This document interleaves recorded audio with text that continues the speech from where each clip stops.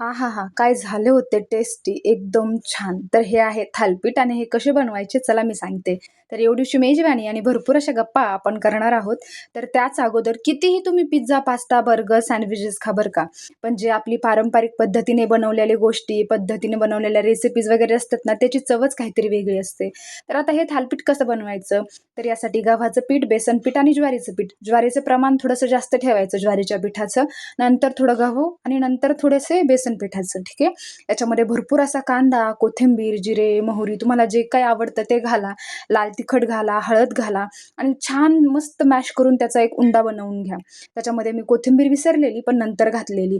छान मळून घेतल्यानंतर त्याला एक 15 ते 20 मिनिटं रेस्ट करायला ठेवा आणि छान-छान छोटे-छोटे गोळे करून कढईत थापा.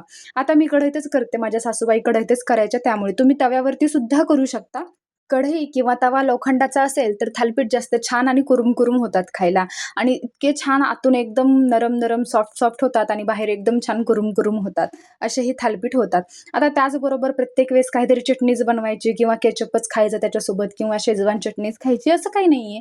आपण जे पारंपरिक पद्धतीने बनवतो चटण्या, लोणचं वगैरे, वगैरे ते कधी खायचं. तर यासोबत मी लोणचं खाते आणि लोणचं खूप छान लागतं. तुम्ही आंब्याचं, लिंबाचं, कैरीचं कसंही लोणचं याच्यासोबत तुम्ही पेअर करू शकता आणि खूप छान लागतं.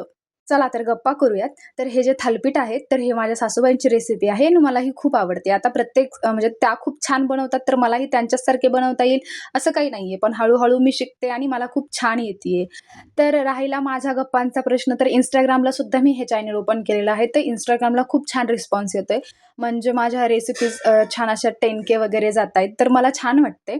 म्हणजे असं मला YouTube करून अपेक्षा होती, की YouTubeवरती छान रिस्पॉन्स मिळावा किंवा व्हिडिओ वगैरे व्हायरल वगैरे जावे. पण Instagramवरती जास्त व्हायरल जातात आणि तुम्ही मला Instagramवरती जर आणखीन फॉलो केलेलं नसेल, तर तुम्ही मला तिकडं सुद्धा फॉलो करू शकता. तिकडं पण मी अशा छान-छान रेसिपीज वगैरे शेअर करते. ज्या इकडे करते, तिकडे तशाच करते. पण तिकडे थोडा जास्त रिस्पॉन्स आहे. मे बी YouTubeपेक्षा Instagramवरती पब्लिक जरा जास्तच ॲक्टिव्ह दिसतीये मला. तर जेव्हाही मी हे थालीपीठ बनवायला घेते ना, तेव्हाही मला ना कांदा जो मी चिरते, तेव्हा माझ्या डोळ्यात इतकं पाणी येतं. तर मला ना छान-छान कांदा कसं चिरायचं वगैरे ट्रिक्स वगैरे आहे, तर मला सांगा तुम्हाला सांगायचं असेल तर. मी त्याच्यावरती ना एक छान सेपरेट व्हिडिओ बनवून घेईल. म्हणजे ज्या टिप्स, ट्रिक्स असतात ना किचनमधल्या, तर त्या.